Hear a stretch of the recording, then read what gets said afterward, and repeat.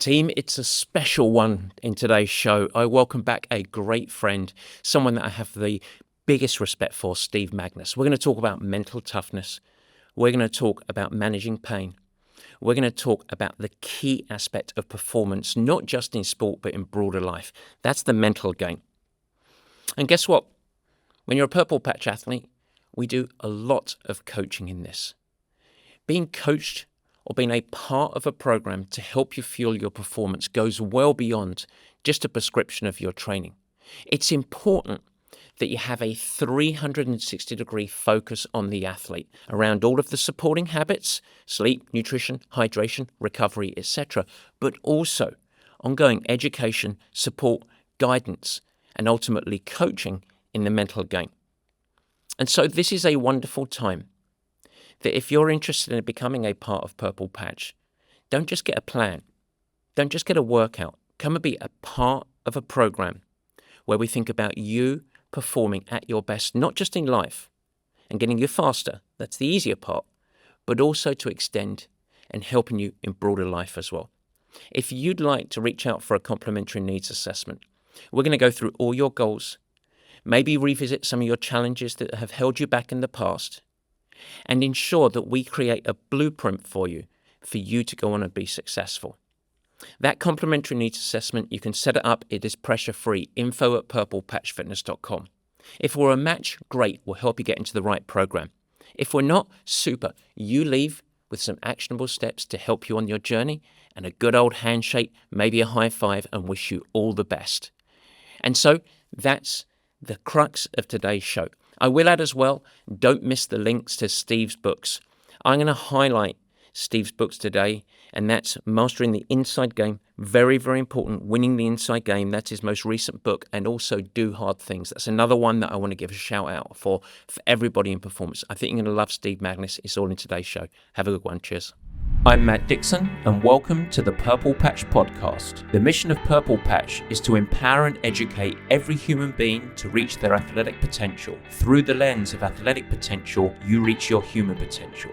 The purpose of this podcast is to help time-starved people everywhere integrate sport into life.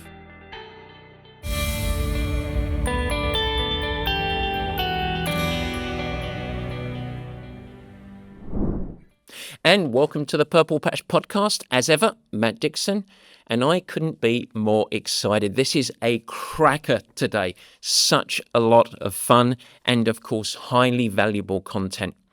About a week ago, I welcomed Steve Magness to the Purple Patch Center in San Francisco, and the reason for that is he and I were welcomed to my son's school, Baxter's School, San Domenico in Marin County in California, and we hosted a really fun, enjoyable fireside chat together where we were talking about youth development in sport, talking about the role of sport and other features like that.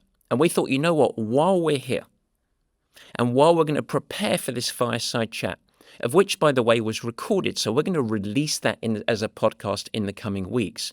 But while we're in San Francisco, we don't get to see each other too often. Why don't we set apart a little bit of time to do today's show? Let's talk about a podcast on mental toughness. There couldn't be a better expert in the world to talk about mental toughness, pain, navigating discomfort than what I would call the world master in this domain. If you don't know Steve Magness, let me tell you a little bit about him. He is a globally recognized expert on performance and well-being. He's the author of several books. I'm going to highlight two of them, Do Hard Things and Winning the Inside Game. Very, very important. But it is his journey in sport as an athlete, as a coach, as a performance expert that I find so compelling. He actually started as a high school athlete. He ran 4:01 for the mile. That was the fastest prep time in the nation at that time. And yet, he never improved on that mark. He never got faster. And that gave him an early lived experience with talent, pressure, and certainly quite a lot of adversity. He went on to become a coach, coaching youth and collegiate athletes before landing what many would call at the time a dream job, being a head assistant coach at the Nike Oregon project. And that is where he witnessed unethical and harmful practices. He made the courageous decision to blow the whistle, exposing doping and terrible behavior at great personal and professional cost. Steve then went on out of that experience to build a reputation as one of the most respected collegiate coaches in the country, guiding athletes to national and Olympic success, all the while putting people first as human beings. Today, he's a best-selling author. He's one of the leading thinkers globally on high performance, resilience, and mental skills. And so, who better is there, I ask you? We dig into mindset, mental toughness. Let's define what it is, and perhaps just as important, what it isn't. We're going to discuss key concepts around pain and discomfort and give you, the listener, a toolkit of practical tips how to build your mindset to be bulletproof when faced with discomfort, challenge, and adversity. This is one you don't want to miss. Of course, we're going to add links to the books in the show notes. I really recommend you get a copy. It's going to be fun. Winning the Inside Game, it's a great one. I finished it a couple of months ago, just when it was released, and it is a terrific book for coaches, athletes, and anyone that cares about performance. And so, without further ado, I give you, in today's podcast, a conversation with Steve Magness.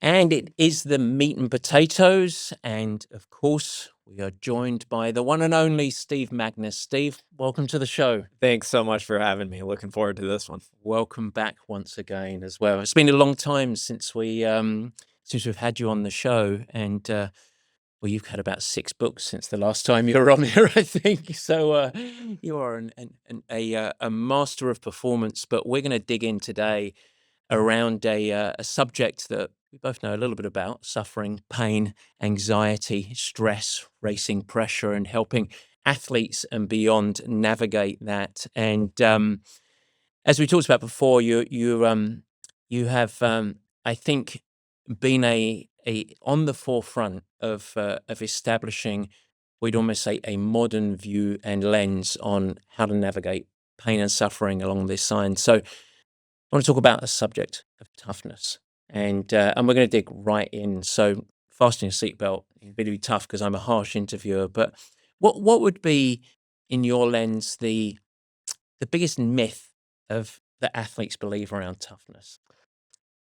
I think it's this. It's that we have this idea that toughness is about playing through the pain. It's about ignoring the emotions. It's about no crying in baseball, like pushing until we can't.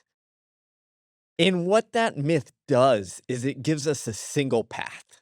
Yeah. Meaning we just go until potentially we break. And what that misses is that toughness is this complex understanding of it's navigating the thing. And sometimes that means, hey, I just got to go. Like there's no other choice. Mhm. But sometimes that means popping your head above water and saying, is this goal still aligned with my values? Do I still need to make it at the top of the mountain, or am I striving for this at the expense of everything else I care about? So to me, we miss the nuance and understanding that it takes to navigate difficult challenges and navigate all the emotions and experiences and pain and fatigue that comes with it. And when we rely on a singular tool, we set ourselves up for going until that tool breaks, and then we're left with like, oh God, what do I do now? I often, and I want to align and see if your thinking's aligned. I often sort of use the analogy of the person going into a gymnasium with the rope and just hanging up to the top of the rope and hanging on and saying, that's toughness right there. And in many ways, your expression is saying that is not what we're talking about. I think there's a difference between suffering for suffering's sake. Yeah. Versus, to me, toughness is aligning the navigating of that suffering or challenge towards like the goal. There's a productive part of it. So when we line up to race, what do we care about? It's not, hey, I'm going to suffer the most and experience enough pain. No, this pain serves a purpose. Mhm. It's I'm navigating this challenge to meet this goal. That could be an outcome goal. It could be a process goal. It could be anything like that, but there's a point to it. The idea, the kind of analogy I like to use is one that was taught to me by world-class climbers. So people who climb like Mount Everest or Annapurna or whatever. And they Yeah. said, Steve, When you're climbing a mountain, you can see the top. You're like, "This is what I've dedicated the last years of my life to getting to." Mm. The easiest thing in the world is to be like, blinders on, get to the top of the mountain. But in that moment, the tough decision isn't just push, push, push, regardless, is being able to say, "Okay, hold on, take a moment. Do I have the energy and ability to make it to the top and all the way back down?"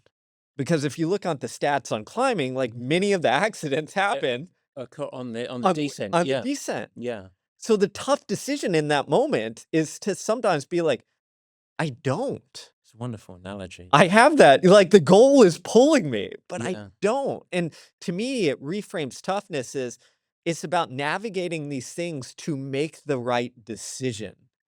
And sometimes that right decision is to push forward, but sometimes that right decision is to say, "Hey, today's not the day. I need to, like, come back again another time or shift my goal to something that, again, aligns with it." So when we see toughness as kind of this decision-making framework, I think, again, it gets to that complexity, that nuance that we all know as athletes versus this old school model, which is like, "Hey, go hang on the rope until you can't, and then you fall and hit your face onto the mat, and you say, 'Oh, look how tough I am.'" yeah, exactly. So I'm really interested because you've done expansive research on this as well, but a lot of this is fueled surely through your own personal journey, and perhaps you can separate this your journey as an athlete, and then of course your journey as an elite coach, going through youth, going through collegiate, going through ultimately Olympic level. So, how much has that informed this perspective on toughness? I think our perspective, informs everything. I mean, Mm. I was a victim of this old school mentality because as a high school athlete, I was like, "You wanna be tough? Like, go envision Steve Prefontaine and going That until was we bleed," toughness. Yep, right? that was tough. And that was it. But what I realized as an athlete is that at some point, that stopped serving me. Yep. Meaning, I had ability to push, and if I kept pushing, I got to a point where I was overtrained, where I was literally pushing myself into, like, physical and psychological distress, and it wasn't serving the ultimate goal of racing. And as a coach, what I realized early on is that we had this mistake where we think that, like, you're born with it or not, Yep. and that, the way to do it is, like, I'm just gonna throw people into the fire, and whoever survives, well, they're the tough They're the ones. tough ones. They're the ones that emerge. Yeah. Yeah, and what I realized is that in the research backs this up, but as a coach, you realize, no, a lot of times we just haven't given these people the tools. Yep. And if I give them a tool set, lo and behold, the person who, everyone else labeled, "Oh, that person's a head case," whatever, they're not gonna be able to do it. No, Mhm. they can do it. They just were never taught to swim. Like, if you take all our kids learning to swim, sure, if you throw them all into the deep end, some are gonna magically learn, Yeah. but some are gonna sink. And we don't go, "Oh, poor Johnny, Yeah. he just doesn't have the talent to swim." We say, "Oh, no, like, they gotta learn how to swim. We gotta actually teach them the how to do it." Yep. And the same is true with psychological skills. If we give people the tools, they're going to be tough. Yep.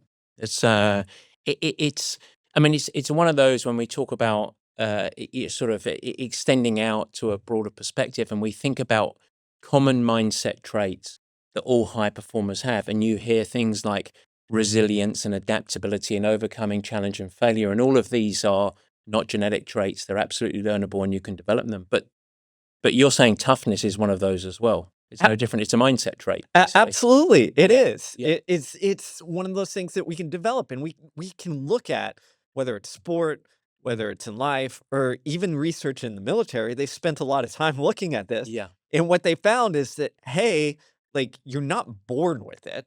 Yeah. We've gotta teach and develop it, and in fact, in the military, this is one of the mistakes they made early on. So in the, like, 1950s, coming off World War II, they realized, "Oh gosh, we've gotta create people who are more resilient," and what they learned is that, "Hey, we gotta teach them." They changed their training to be not just like, "Hey, let's see who survives," but let's outline the characteristics, the development, And it included not just throwing people into the crazy stuff that we see in the military, but before they go into that, it's literally teaching them. There's like a 350-page manual on how to handle like the discomfort that you experience and the tools to utilize it. One of my favorite stats that I came across is that in the US, the largest employer of sports psychologists is the US military. That's unbelievable. That's incredible. Yeah. And we sit here and think like, "Oh, like these guys, they just must be born and tough with it." It's like, no, they're spending time to develop it. And the message to the rest of us is we can do that from a young age, or we can send the opposite message and say like, "Hey, you either got it or you're not." And guess what that is? It's a stop sign for development. And I think for us coaches is his permission to like not care about developing the person in front of us and almost giving us an out Yeah. instead of being like, nah, man, this kid just doesn't have the tools yet. I gotta actually teach them how to do it. So I'm fascinated. We sort of go into that of one of the things we talk at Purple Patch a lot about with our endurance athletes is developing what I like to label the inner animal. I have Yeah. silly names for everything almost, but a deep understanding of sensation and feeling of how it feels, and the collision or competition that often occurs with that with the metrics, the output. So you're looking obviously on the bike power meters, or running, you're looking at GPS pace meters, etc., heart rate for an internal measure of cost. I'm interested in your perspective in athlete development. How important is it to help the athlete gain a really deep understanding or listening to the body as it relates to toughness? I mean, to me, it's one of the biggest things that we can look at. And the reason is simple is if we nerd out on the science of fatigue, what it tells us is those sensations are the signals to our brain that is deciding like whether we should slow down or duck into the porta potty and like escape the fatigue or what have you. Mm. Our brain is literally taking those sensations of effort, of fatigue, of our legs feeling like they're burning, of our breathing, and saying, hey, this person needs to slow down because they cannot make it. Yeah. So if our brain is literally utilizing those to decide like essentially how far we can push, then does it not make sense to understand that language ourselves so that we can understand the different emotions and feelings? And the way I like to explain it is this, is that when you were a beginner athlete and I put you out on that track or on the bike and I said, hey, go do this hard exercise. The first moment you felt that sensation of fatigue, your brain goes like, am I hurting myself? Am I injured? Like, panic, panic, panic.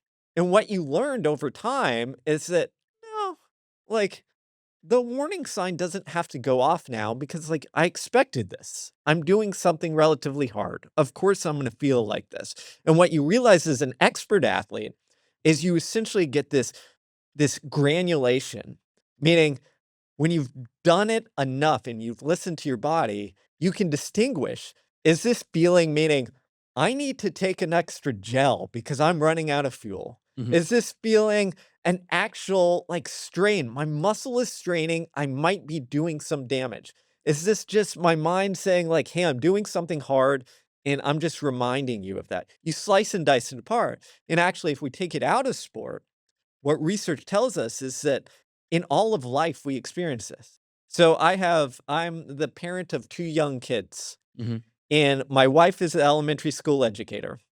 And for a long time, she worked with kindergarten and first grade kids. And what she'll tell you is that kids throw tantrums. Okay. And often in school, what happens is little Johnny or little Susie has something bad that happens to them. Like they don't get picked for kickball, right? Or someone takes their crayon and they come running to teacher crying, and the teacher's like, "What's wrong?" And kids at a young age often have a low emotional granularity. What that means is they say, I'm sad or I'm mad, Mhm. right? As adults, we might say, I'm frustrated. I feel left out, right? I feel like I don't belong. We have different descriptors. Yep. And what research tells us is because as adults, we have different ways to understand this complex thing, we can handle it better. When you're a kid, everything is either like disaster Yeah. or or not, Honeymoon. Yeah. you know?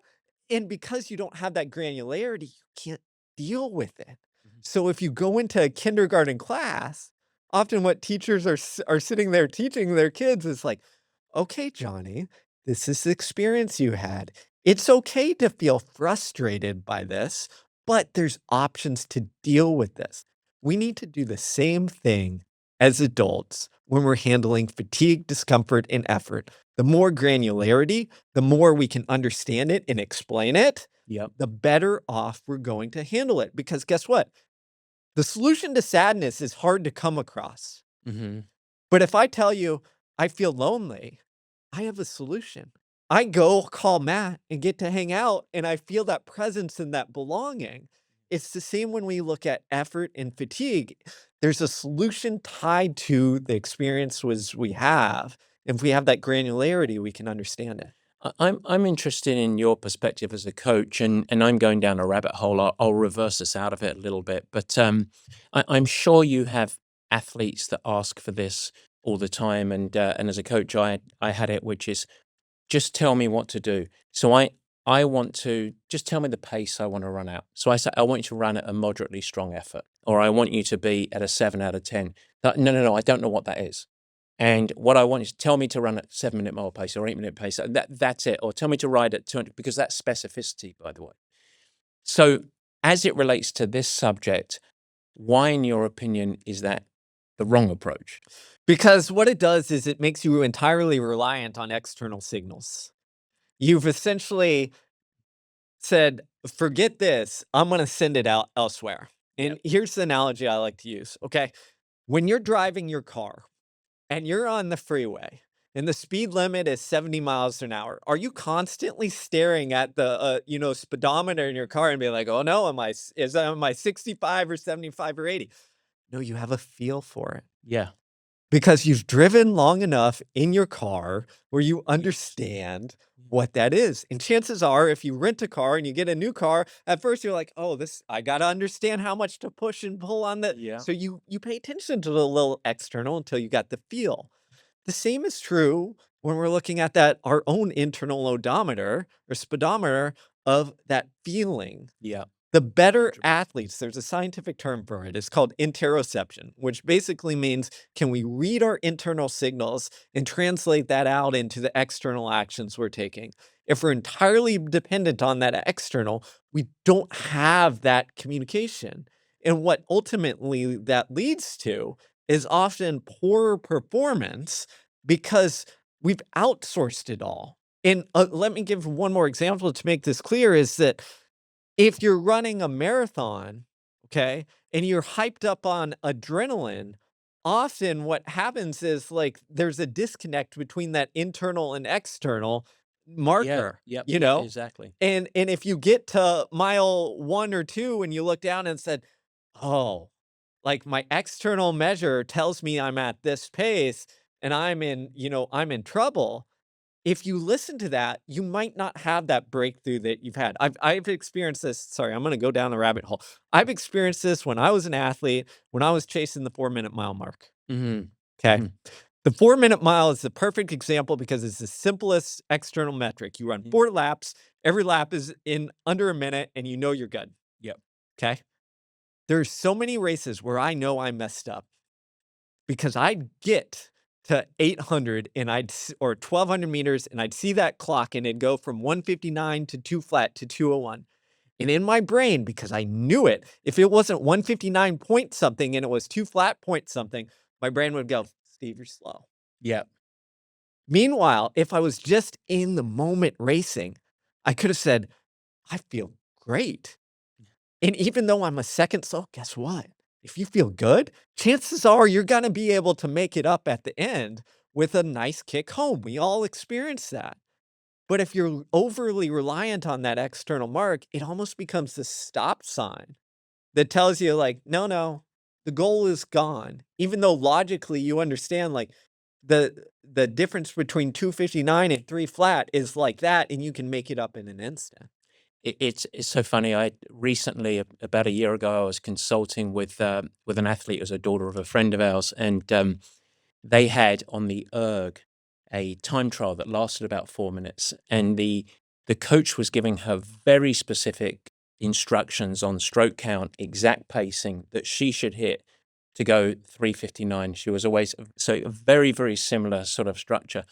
And I said, and he said, it's very, very strict, and you have to say this. And I said, okay, great. Then the next time you do this, I want you to imagine that you're hosting a party. And what you're going to do is you're going to start with Frank Sinatra, and then you're going to move to the Killers. You like the Killers? Yeah, yeah, great. And then you're going to move to some heavy metal. Then you're going to finish with like a big dance party. And I said, you're going to build through and just go by rhythm. And she was like, you're completely bonkers. And she went 3:54. Yeah. And I said something that she would, and I said, there's no way you can ever go 3:57 or 3:56, 3:54 if you're so bound by metrics. How does a breakthrough ever happen? And of course, what she was doing there is if she was off by stroke count, off by exactly your experience, it became shackling.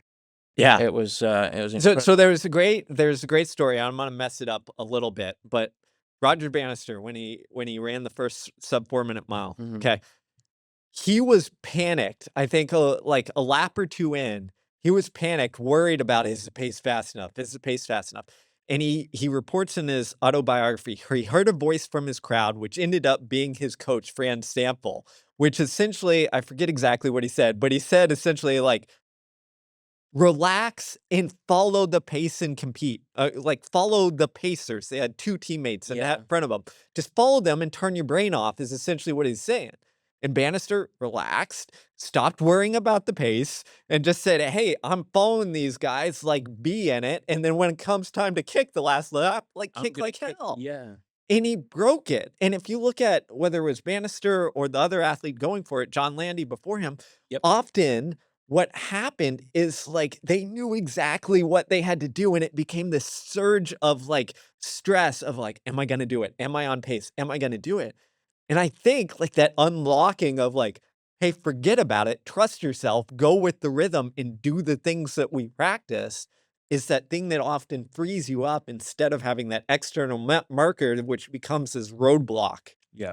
That's fantastic. I want to dig into it's what I am going to do, as I promised I would, is I'm going to reverse us out of our rabbit hole. So we're coming back on the main freeway again, and we're going to come back to pain and toughness a little bit.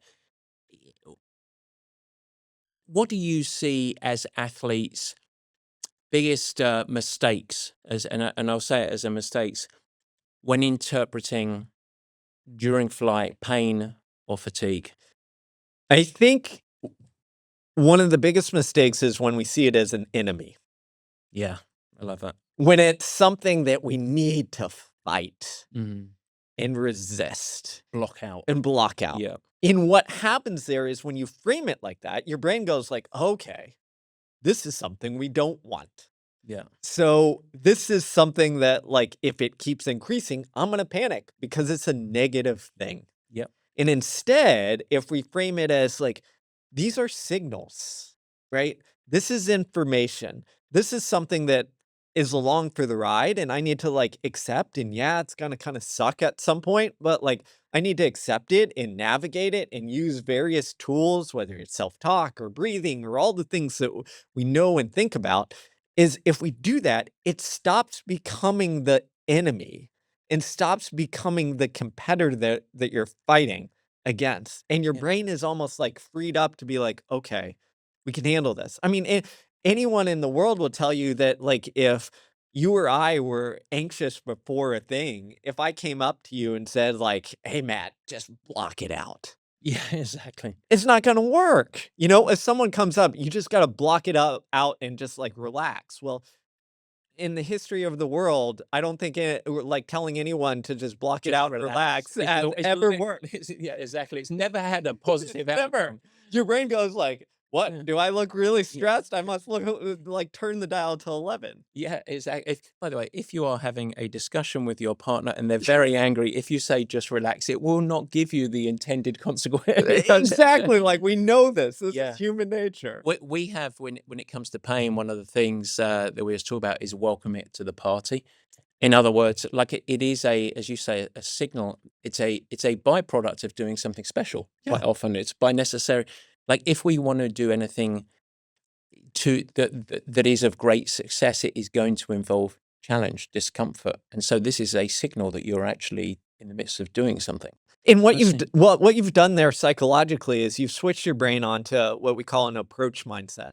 Yep. Meaning Mhm. it's like, okay, I'm gonna approach this with curiosity instead of the avoidance mindset, which is like push away, avoid hitting it in the water trap or whatever it is, and your brain often backfires when you get stuck in avoidance. It's great.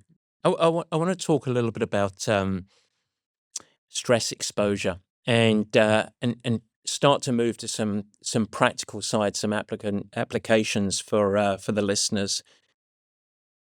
Resilience building, stress exposure. What does the science tell us Yeah. about this? Yeah. So what it tells us is there's this whole scientific kind of field on what they call stress inoculation, Mhm. which essentially is this is that your brain almost has like an inner alarm. And the way to modulate that inner alarm is to go do something difficult and hard that increases or experiences some sort of stress. And then, if it's appropriate, your brain adapts to it. It's no different than when we go train a muscle and make it stronger. Yeah. Now the key is, just like when you're going to train, is if I take you at Matt and I say, okay, we're gonna do stress inoculation, and I take you to the Navy SEALs, training and said, hey, have fun, go at it. Your brain's probably gonna go, what in the hell is this? I'm checking out, Yeah. right? It's got to be the appropriate stress, right? Where you have the tools to handle it. Yeah. And we've talked a lot about this so far, but the tools means when I experience this, I'm going to try to utilize this strategy. Meaning I'm going to try and change my self-talk. I'm going to breathe into the thing. Instead of telling myself to relax, I'm going to shake out my arms or whatever it is to get that embodied feeling of like Mhm. letting go of the tension. I'm gonna think about, talk to myself in third person, whatever it is, but you have strategies to manage the thing. And what research tells us is that the more you utilize these strategies, like you better you get at them. So the way I like to look at stress inoculation is often when we get into a workout, we have physical parameters that we're trying to hit. Yep. You're going 10 400s, 7 out of 10, right? Or whatever it is. I like to frame it the same with mental stuff. What tool are you working on today? Mm. Right? Are you gonna visualize yourself where you're gonna do this? Are you changing your focus? Are you gonna be focused on the thing or kind of zoning out and saying, hey, I'm gonna go for a ride for a while? Whatever it is, like I think the hard workouts when we're going towards the discomfort, we've got to have like a toolbox that we're developing in there as well. What are some of the most simple tools or strategies that for someone listening that they could try and put into place? So I think the one of the biggest ones is how we talk to ourselves. Mhm. So there's all sorts of research that shows what's called psychological distance, which is essentially if we can. The problem is when we experience stress, it feels so personal and real, and that discomfort feels like it's like our brain almost tricks us to feel like this is the end of the world. Yeah. It's like do or die. And what research tells us is if we can create a little bit of space there, then we can start to see it as that information we talked about. Mhm. So, for instance, research tells us if we start to talk to ourselves in second or third person, our brain kind of goes like, "Oh, this isn't like, the inner voice that is like Steve. It Yeah. sounds like it's coming from a friend." So even if you change your voice to like, "Hey, come on, Steve, like you can do this," your brain goes like, "Oh, that's like Matt telling me this stuff. So I guess I'll listen to this." This creates a little bit of distance. Another way to do that is to change your focus and attention. Again, often what happens is in the moment, we focus on the stress. So if our Okay. legs feel heavy and tired or burning, all of our attention is on our legs. And what you need to do is say, okay, I'm going to change my focus to make my brain realize that, like, yeah, this matters, but there's all these other signals coming in too. Mhm. So you could say, hey, I'm going to stare at the competitor in front of me. I'm going to stare at their shoulder blades Yep. and look at that. That is my focus point. I'm going to change my focus to not, I'm going to make it the whole 26.2 miles, which might feel overwhelming, but I'm just going to get to the next aid station and then I'll reevaluate, right? So interestingly, uh, I have a question as it comes for this. Is there any research on your experience? Is this a personal choice? But let me build on your analogy. I'm running along. I run like a donkey dipped in cement, as you know, and my legs are really hurting. Is there more value of me externally focusing on a project above? So the next stage station I'm going to go to, so that's a target, or I'm going to look at the shoulder blades. Or is there a different type of value of me saying, you know what, I'm going to think about my arm carriage, so something internal, and I'm going to stay supple and I'm going to keep my arm speed up. So something that's actually more side. It's a slightly different focus. Is there one that's better than the other in this So, case? yeah, so here's what research tells us is a long time ago in the 1970s, some psychologists studied the best marathoners in the US. So at the time, people like Frank Shorter, gold medalist. And what they found is that, well, those several rungs below tended to get locked on one of those focus items. They just said, okay, I'm going to focus on the next aid station. The best marathoners like Frank Shorter rotated. Oh, they rotated. Okay. Meaning, for a certain period of the race, they'd be like, I'm going towards the aid station or the next marker or what have you. And then that would stop working as well.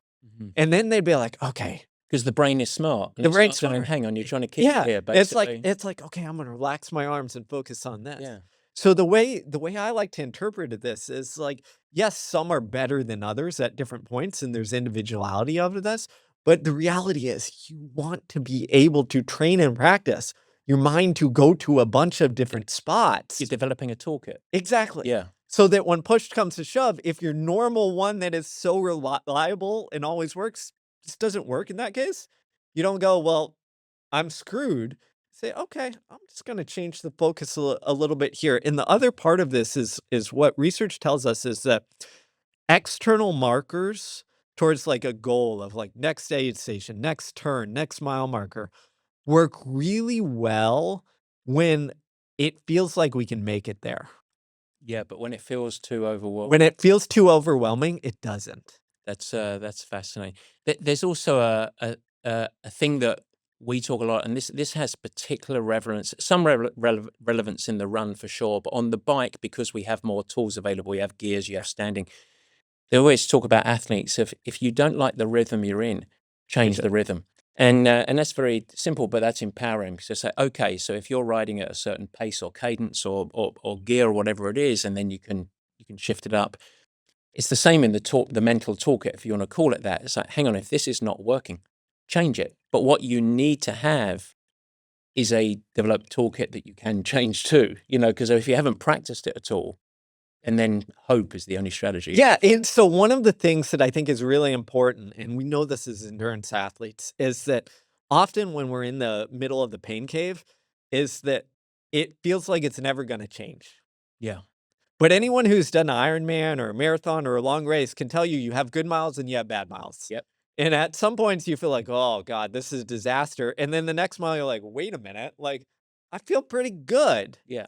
And what we know is that if you can utilize some of these tools to change that rhythm, it can almost like, it's almost like nudging your brain out of it and saying like, wait a minute, this isn't forever.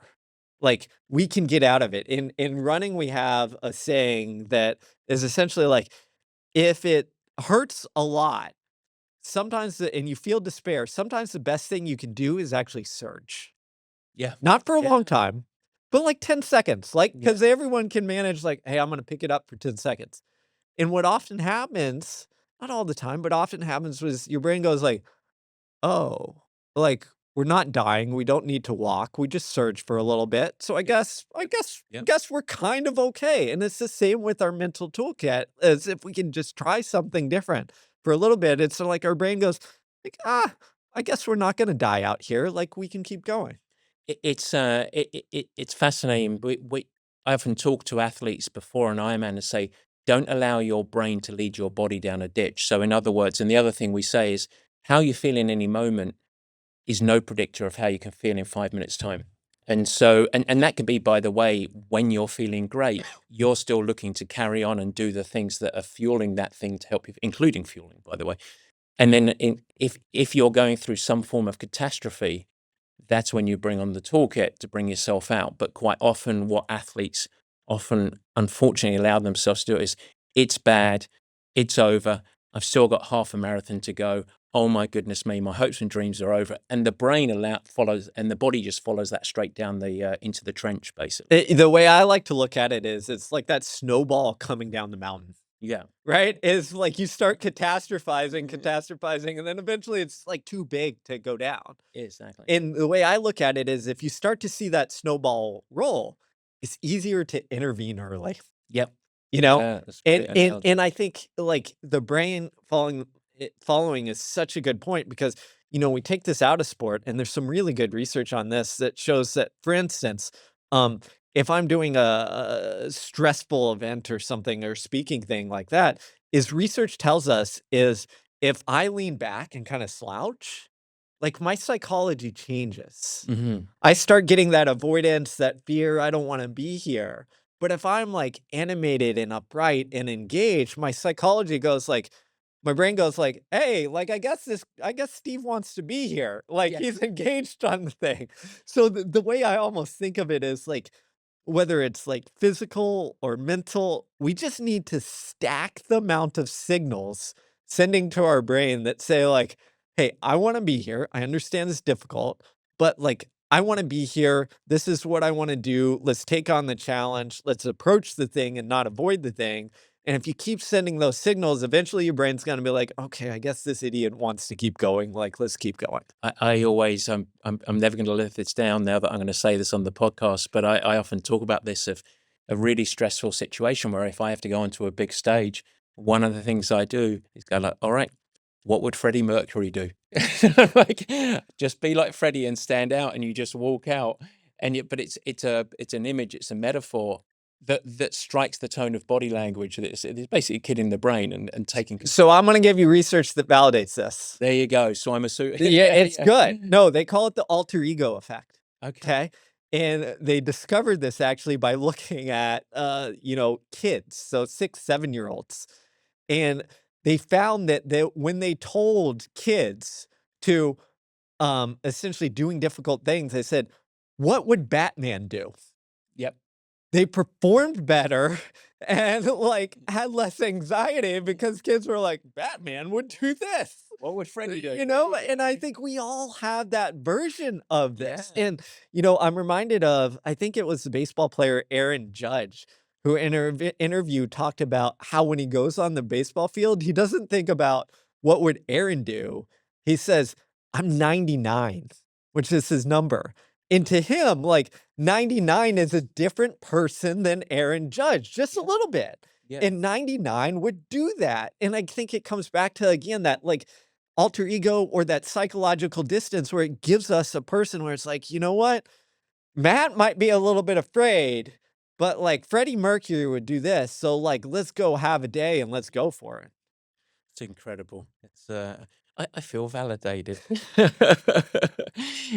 It's such fascinating. It's just, sorry, I'm going to wrap up with just a quick question because you've written on this subject extensively. I mean, you've got a fantastic book on this subject, but across all of your books that you've written, there is always this element of toughness. You've coached countless athletes through every level, from youth to that. You've lived it as an athlete. If you were going to leave one insight for endurance athletes today and around mental toughness, this is your gift to the world. What would be your one insight around mental toughness? This is a hard question. Yeah. Um, my one insight would probably be to it's like cliche, but like you just gotta stick yourself in the arena. Oh, I love that. And Yeah. and and the reason is this, is like the arena is like can be devastating because you can fail, you can experience heartbreak. We've all had those races where it just shows up, you come a little short, but it also offers like this glorious opportunity where you feel it, you experience, you get to look back and you're like, holy crap, I did that thing that a year ago I thought was impossible. And I think when it comes to developing toughness, half the battle is putting ourselves in positions where we might potentially fail. We might potentially, not make it, but man, we took the shot. And that shot is what builds that lasting confidence over the time because we can reflect on it. And not just in sport, but you and I coming on this podcast, you and I, standing up and giving a speech in front of everybody can reflect on those moments and be like, you know what? I've been in similar spots and I took a shot. Let's freaking go. And that's how you build the resilience. That was your final word, and I'm still going to come back because it's one of the things, and I just want to, as two coaches here, one of the things I always talk to athletes about, and quite often reasonably close to their race, like a couple of days before the race and everything. And I often invite them to try and come up a level.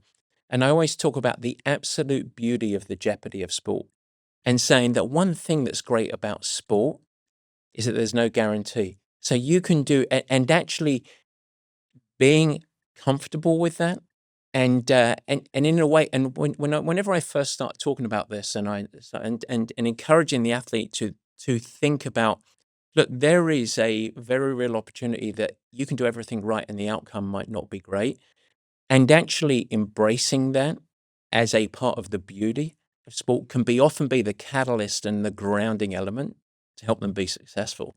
I love that. I mean, to me, it's like you're going on a quest. You've given this opportunity to explore not only your potential in sport, but kind of like who you are. Exactly. And like that to me is the beauty of what sport, especially I'm biased, but endurance sport allows you to do. It does. It is. It's endurance sport. Steve, thank you so much. I really appreciate being on the show, and we've got a prep, and we'll be sharing that podcast with a rather big presentation tonight, where we're going to be talking about kids and youth sport, which will be another episode that we'll release on here. But pain, toughness, and of course, as ever, we'll leave all of the links in the show notes for your book and your books as well. But we're going to focus around toughness on this. So, Steve, thank you so much for being on the show. Thanks so much. That was a blast. Good fun. Cheers. Guys, thanks so much for joining, and thank you for listening. I hope that you enjoyed the new format. You can never miss an episode by simply subscribing. Head to the Purple Patch channel of YouTube, and you will find it there, and you could subscribe. Of course, I'd like to ask you, if you will subscribe, also share it with your friends, and it's really helpful if you leave a nice positive review in the comments. Now, any questions that you have, let me know. Feel free to add a comment, and I will try my best to respond and support you on your performance journey. And in fact, as we commence this video podcast experience, if you have any feedback at all, as mentioned earlier in the show, we would love your help in helping us to improve. Simply email us at info@purplepatchfitness.com or leave it in the comments of the show at the Purple Patch page, and we will get you dialed in. We'd love constructive feedback. We are in a growth mindset, as we like to call it. And so feel free to share with your friends. But as I said, let's build this together.